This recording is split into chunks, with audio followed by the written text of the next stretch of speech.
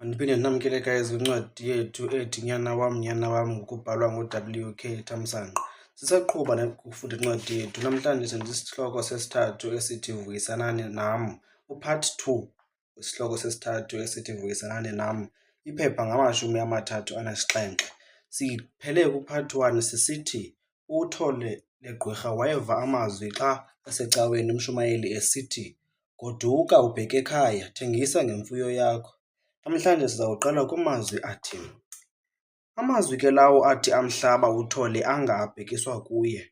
Waphuma ecaweni ngaloo mini enzakele, efikelele kwisigqibo sokuba athengise ngayo yonke imfuyo yakho kwelo lamarhanuka agoduke. Esazimisele ukuya esikolweni kumnyaka olandelayo. Okunene wenza njalo, wemka bengasathandi abantu belo lizwe kuba bebemthanda ngenxa yamayeza akhe. Kanti ke ngaphezulu wayengumntu olincoko, ehlekisa, esitsho siphele isithukuthezi akufika ebantwini. Kodwa ke babeza kuthini, ikhaya likhaya. Uthe phambi kokuba alishiye elo laseNice wabhalela uThozama ayikhuphe ngeadresi yasezazulwana ecela uxolo ngokuthi xaka kwakhe, emxelela ukuba usazimisele ukuya esikolweni kumnyaka olandelayo. Mhla wakhwela wabetha ucingo ebethela uFikizolo, emxelela ukuba uyeza.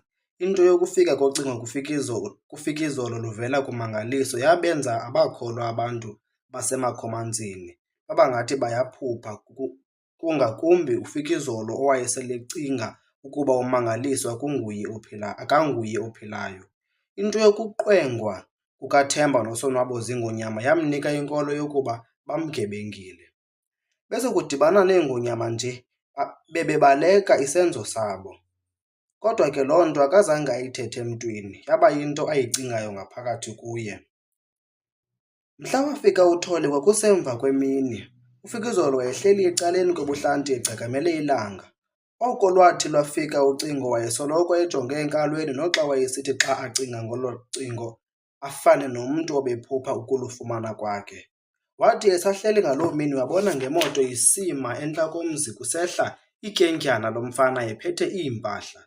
Wathi ukuba ambone uFikizolo wadanduluka esithi, "Mantuli, Nofundile!"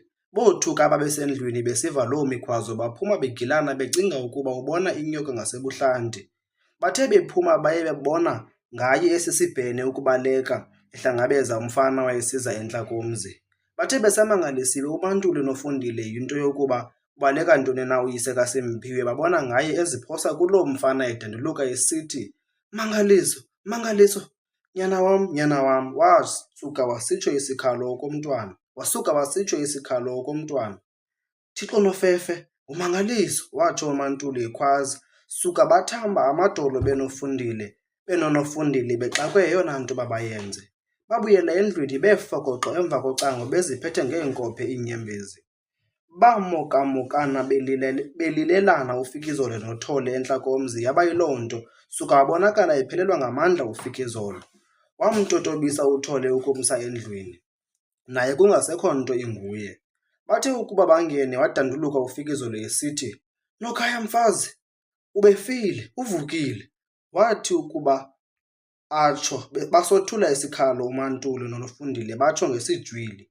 Esi sijwili sothusa noSimphiwe owayengqingqile efunda incwadi entangeni yakhe ngeli xesha. Uthe akusiva wothuka weza ebaleka, suka wathi ukuba afike wentla ngomangaliso, wakhohlwa yinto makayenze bajongana. Emva kwethuba bejongene, basuka batsibelana bawolana belilelana.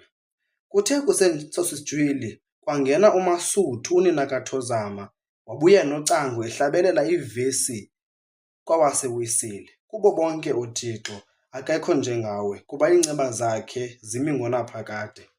Ngase ndiyifunde ngolu hlobo le ndawo, andiyazi ndiyayiqonda ivesi, kodwa ngase ndiyifunde ngalaa vesi itshumayelayo ithi, kubo bonke uThixo akakho njengawe, kuba iinceba zakhe zimi ngonaphakade. Kodwa ke watsho uMasuthu, watsho ewuphuthuma umthandazo embonga uYehova, eyibeka imeko yokukhathazeka komzi waseMakhomanzini ukususela mhla umangaliso wazimela esiya eRhawutini, eyibeka imeko yentsomi yokuvakala kokubonwa kwakhe edolophini iGcuwa eyakuphathelela kwinto yokufunyanwa kweentloko zoThemba beqwengwe ziingonyama, ecekisa ubuhlungu obembathisa elo khaya bengazi ukuba makube kwaba mthimni na kumangaliso ekwakuvakele ukuba ubonwe ehamba noThemba. Ngayo loo mpelaveki uFikizolo wawisa etyetyisiweyo inkabi yenkomo wabiza abantu ukuba bazokuvuyisana naye. Baba ngathi babethelwe umgqala abantu basezazulwana nelali ezimelene nayo. Ngaloo mpelaveki yaba sisibhadlalala semvuselelo, ashumayela amadoda emva abayiqingqitha kwilizwi elinye, "Ubefile, uvukile, vuyisanani nam." Walichaza ibali lakhe uThole njengoko sesilivile ukusuka eGcuwa mhla wafika evela eRhawutini ukuya kutsho eBhayi ebalisa okwamehlela eBhayi. Walenje njalo ibali ukuya kuqabela kumahlathi aseNiger, nto leyo eyayisitsho wonke omameleyo ange angavala iindlebe. NoThole ngokwakhe isitsho esithi, akubali athanda ukulibalisa koko unyanzelwa yimeko. Emva koko wahlala ngokonwaba uThole engafuni nokuba ibuzwe into yokuqengwa koThemba noSonwabo ziingonyama. Kangangokuba ngenxa yokungafuni nokubalisa ngaloo nto, waba ngumntu ongahambiyo elalini, osoloko ezivalele endlwini ezifundela iincwadi zakhe. Ukusuka apho aye emasimini kuba yayilixesha lokulima. Siphele